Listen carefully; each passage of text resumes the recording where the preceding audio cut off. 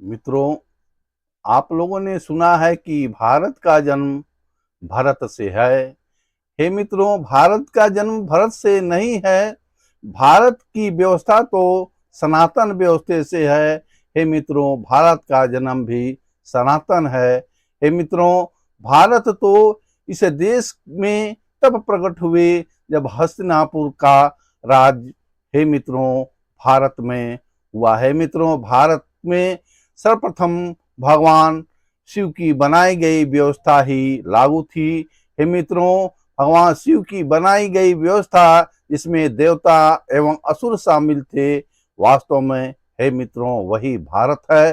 हे मित्रों, महाराज कश्यप के पुत्र एवं उनकी परिवार की बनाई गई व्यवस्था के माध्यम से मैं पुनः आपको एक बार बताने का प्रयास कर रहा हूँ।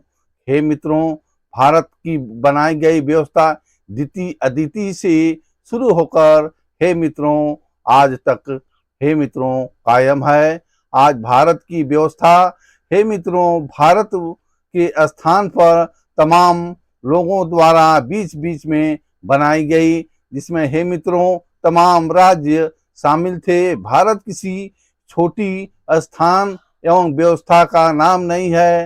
हे मित्रों, भारत तो वह है जिस पर समूचे विश्व के साथ पूरे ब्रह्मांड का हे मित्रों भारत पर भार है। हे मित्रों, भारत पर भार हे मित्रों गीता में भी भगवान कृष्ण ने कहा था कि भारत का भार तीनों लोगों का भार है। हे अर्जुन, तुम इस भार को ग्रहण करो। हे मित्रों, वही वास्तव में भारत है। हे मित्रों, भारत की बनाई गई व्यवस्था आज उस अवस्था में नहीं है जिस अवस्था में होनी चाहिए।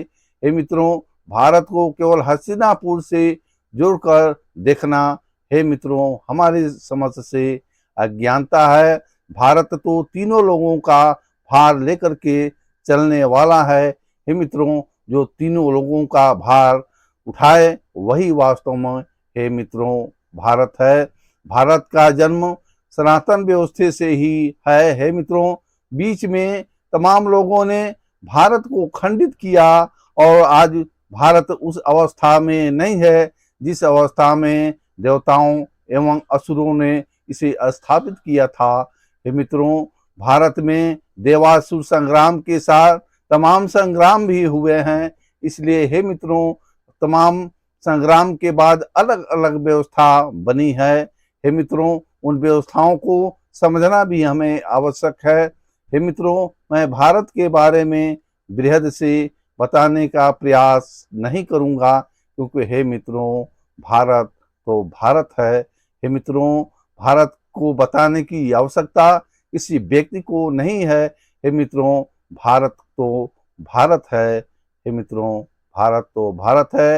यह ऋषियों की बनाई गई व्यवस्था है। हे मित्रों, इसलिए हमें सर्वप्रथम ऋषियों की बनाई गई व्यवस्था को समझ करके हे मित्रों हमें यह समझना चाहिए कि ऋषियों की बनाई गई व्यवस्था ही वास्तव में भारत